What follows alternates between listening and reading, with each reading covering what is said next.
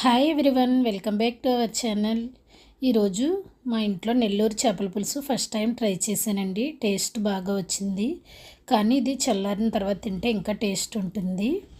First దీనికి కావాల్సిన ingredients: కొంచెం చింతపండు తీసుకున్నాను, దాన్ని వాటర్ పోసుకొని నానబెట్టుకొని పక్కన పెట్టుకోవాలి. ఇప్పుడు స్టవ్ మీద కళాయి పెట్టుకొని నూనె వేసుకోవాలి. నూనె కాగిన తర్వాత ఒక చిటికెడు ఆవాలు, ఆనియన్స్, పచ్చిమిర్చి, కరివేపాకు వేసుకొని వేయించుకోవాలి. కొంచెం రాళ్ళుప్పు కూడా వేసుకొని ఒకసారి వేయించుకోవాలి. రాళ్ళుప్పు లేకపోతే సాల్ట్ వేసుకోవాలి. రాళ్ళుప్పు వల్ల కొంచెం టేస్ట్ వస్తుంది కర్రీకి. ఇప్పుడు కట్ చేసుకున్న టమాటోస్ కూడా వేసుకొని వేయించుకోవాలి. వీటిని మీడియం ఫ్లేమ్లో మగ్గించాలి. ఇప్పుడు ఒక 3 టేబుల్ స్పూన్ల కారం కూడా వేసుకొని కలపాలి.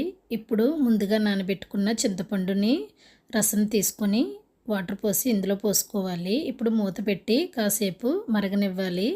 ఇలా మరిగిన తర్వాత ముందుగా శుభ్రం చేసుకొని పక్కన పెట్టుకున్న ఫిషెస్ని అందులో వేసుకొని కాసేపు ఉడికించుకోవాలి. ఇప్పుడే సాల్ట్ అది సరిపోయిందో లేదో అడ్జస్ట్ చేసుకోవాలి. నేను ముందుగా మామిడికాయ ముక్కల్ని కట్ చేసి పక్కన పెట్టుకున్నాను. ఇప్పుడు మూత తీసుకొని కట్ చేసుకున్న మామిడికాయ ముక్కల్ని వేసుకోవాలి. వీటిని మూత పెట్టి మళ్ళా కాసేపు మగ్గించుకోవాలి. నెల్లూరు చేపల పులుసులో కంపల్సరీ మామిడికాయ ముక్కలు వేసుకోవాలండి.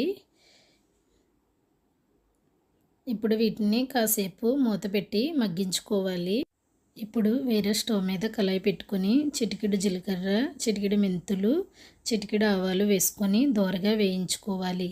చల్లార్చిన తర్వాత మిక్సీ జార్లో వేసుకొని ఇలా పొడిలా చేసుకోవాలి.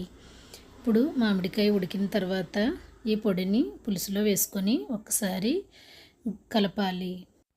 మీకు నచ్చితే ఒక చిటికెడు ఇంగువ కూడా యాడ్ చేసుకోండి. ఇప్పుడు కట్ చేసిన కొత్తిమీర వేసుకొని లాస్ట్లో స్టవ్ని ఆఫ్ చేసుకోవాలి. ఈ పులుసు చల్లారిన తర్వాత తింటేనే నెల్లూరు చేపల పులుసు టేస్ట్ తెలుస్తుందండి. ఇంకా మరిన్ని వీడియోస్ కోసం మా ఛానల్ని సబ్స్క్రైబ్ చేసుకోండి. ఈ వీడియో నచ్చితే లైక్ చేయండి. Bye friends, thank you for watching.